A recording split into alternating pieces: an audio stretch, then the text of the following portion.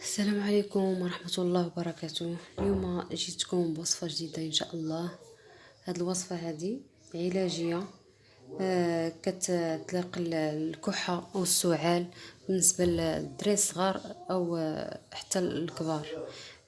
كنحتاجو لهاد الوصفة هذه، كنحتاجو للشريحة ربعة تقريبا أو نص كيلو ديال الشريحة. كنحتاجو للثومة مقشرة، يكونوا ريوس صغار هكا، او لا الا كانوا كبار كنقسموهم. وكنحتاجوا لزيت الزيتون. بالنسبه لهاد الوصفه هذه ممكن انكم تستعملوها حتى واخا ما تكونوش مرض، واخا ما تكونش فيكم الكحبه، يعني باش كتصايبوها كتاكلوا منها معلقه صغيره في كل ليله. وان شاء باذن الله ان شاء الله ما عمركم ما غادي تصابوا بالكحه. واللي مريض بالكحه يعني غادي يداومها 3 ايام حتى 4 ايام ان شاء الله، وغادي يحس براسو باذن الله في تحسن كبير ان شاء الله. نبداو على بركه الله. غادي نشدو هاد الشريحه هذه. كيخصنا نفورها. كنجيبو الكسكاس بحال هكا ديال الكوكوت، كناخذوا الشريحه ديالنا كنحلوها على هذا الشكل هذا، على هذا الشكل بحال هكا. كناخذوا راس صغير ديال الثوم بحال هكا،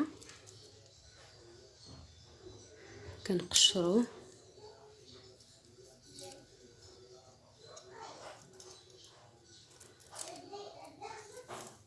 بحال هكا. او الا كان فص ديال الثوم كبير فغادي نقسموه على 4. كنشدو الثوم بحال هذا الشكل صغير، وكنوضعوه داخل ديال الشريحه على هذا الشكل. كنسدو عليه وكنوضعوه في الكسكاس، وكنكملوا الشريحه ديالنا كامله بنفس الطريقه. كنحلوها على هذا الشكل، هانتوما عفوا، كنحلوها على هذا الشكل. وكنجيبوا راس صغير ديال الثوم بحال هكا، كنحيدوا ليه قشره، وكنوضعوا الثوم داخل الشريحه بحال هكا، وكنوضعوه. كنستمروا على هذه الطريقه هذه حتى نكملوا الشريحه كلها ديالنا اللي عندنا ان شاء الله. ونتلاقاو باش نوريكم الطريقه ديال الطهي. بعد ما كملنا الشريحه ديالنا كامله على هذا الشكل، كنوضعوا الماء في الطنجره ديالنا، وكنديروا الكسكاس داخل، وكنزيروا عليها، نديروا لها صفاره، وكنخليوها كتفور تقريبا نصف ساعه كافيه باش تطيب لنا الشريحه صافي. وكنتلاقاو ان شاء الله باش نكملوا الطريقه. هذه هي الشريحه ديالنا بعد ما فارت. كتجي بحال هذا الشكل. كنوضعها مباشره في الطحانه ديالنا، بقى سخونه، حيت الا بردات ما غتبغيش تطحن لينا. دونك كنديروها باقا سخونه. عطيتني نستعمل معلقه.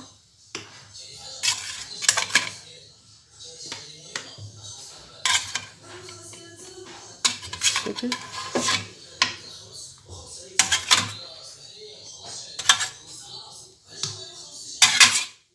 ودابا غنضيف ليها زيت الزيتون بحال هكا. بسم الله باش تطحن لينا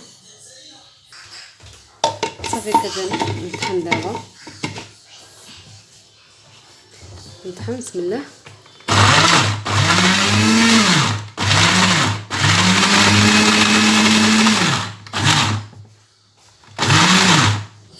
الشريحه ديالنا كتجي على هذا الشكل، كتجي معسله.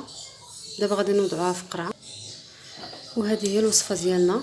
بعد ما كنطحنوها كنديروها في قرعه ديال الكونفيتور ولا ديال، المهم كنبداو ناخذوا منها معلقه صغيره كل ليله، واخا ما يكونش فينا السعال. المهم نبقاو نتبعوها ان شاء الله باذن الله، ما كنتصابوش بالسعال. وبالنسبه للناس اللي مرض كيتبعوها 3 ايام 4 ايام، وان شاء الله باذن الله كيتشافوا ان شاء الله. كنتمنى ديروا هذه الوصفه ان شاء الله، وتشاركوني بتعليقاتكم وارائكم.